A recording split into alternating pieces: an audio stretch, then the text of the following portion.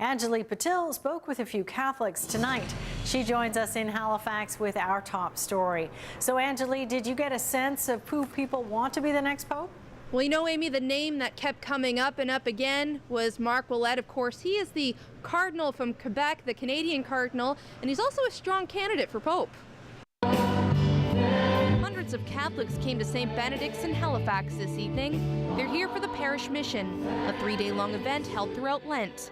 A lot of people are thinking about what's happening in Rome. Favorite would be Ouellet, but probably, you know, the cardinal from New York as well.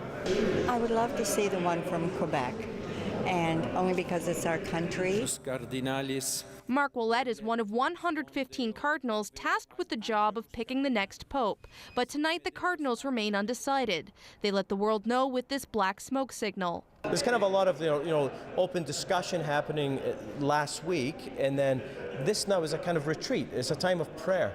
Parish priest Father James Mallon is confident the cardinals will pick the right man to be pope, but says it would be interesting if Ouellet is picked. I think it could mean that you could see the puck being dropped at center ice in a Montreal-Toronto game by the Pope, if that happens. I say that's a good possibility. Some hope the new pope will bring changes to the church. I think that we're just moving further and further away from the modern secular world that we live in, and until we adapt, people are going to continue to leave. I hope that if it was a Canadian or an American, that it would revive the church in North America. I think that that would be my hope. And Amy, day 2 of the conclave continues tomorrow. You can be sure all those Catholics will be watching for the smoke signal. Oh, no doubt. Thanks, Anjuli. The CBC's Anjuli Patil live with our top story tonight. Jordan Conrad will always remember his older brother John as being a funny guy. He'd do Ace Ventura's impressions. He always did this one. He'd go, like Fresh Prince of Bel-Air. It had been a few months since the two brothers saw each other last. We were just driving around. He was playing beats and singing and doing things that he hadn't shown people yet. And it was a really, really good experience. One of the best experiences I've ever had with John, and I'm really, really happy it was my last. John Newcombe was gunned down outside this bar in Clayton Park. Conrad says his brother had a lot of friends, but also a lot of enemies. He knew this was coming. He did. He prepared for it. There's songs that he did, there's things that he told people that he knew this was coming. 27-year-old Newcombe had a troubled history with the law. He had convictions for drug trafficking and uttering death threats. His brother said he was trying to turn his life around. Jamie Lawless went to school with Newcombe. He gave her this after her daughter was born. He tattooed her name and a butterfly flying away on my arm for me. And he gave it to me for free. It was just really, really nice of him to do. Brittany Potty sang backup on a few of Newcombe's songs. Well, he definitely knew what he wanted, and he took it very seriously, and he wasn't afraid to tell you if something needed to be changed or, if you did a really good job. For Potty, Newcombe's passing hasn't completely sunken in yet. It comes and goes a little bit. You kind of try to go on with your day, and then you remember, and it's just thinking about how it's been described and stuff.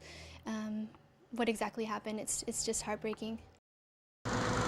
Tenants took shelter from the rain at the apartment next door to the fire.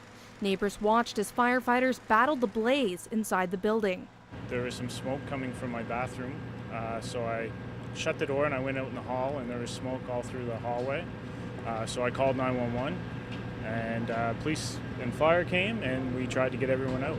The fire started around 5:30 this evening. Nobody was injured, but many tenants at 15 Mandeville Court are wondering where they're going to sleep tonight.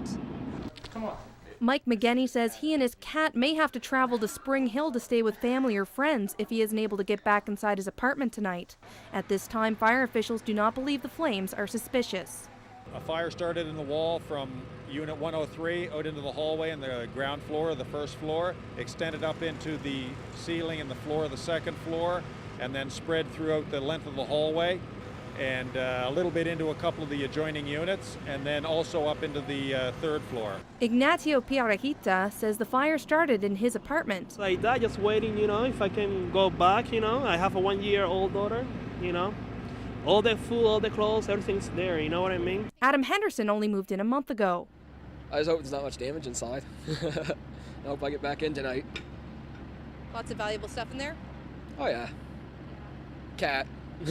Cat's my most valuable thing, and I wasn't allowed to go get her yet. Investigators are still trying to figure out what caused the fire. Anjuli Patil, CBC News, Halifax. Hello out there. Decked out in hockey gear, these Cole Harbour High students show off their moves. Plans to dance to Canada's hockey theme song were in the works months ago, before Tom passed away. It's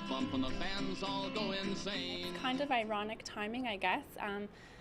But I think also it's a great way to honor him at the same time.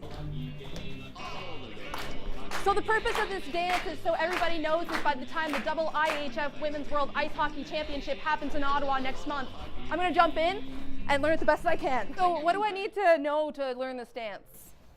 The very first part is, hello out there. Hello out there. We're on the air. It's hockey night tonight. Goalie jumps. The players bump.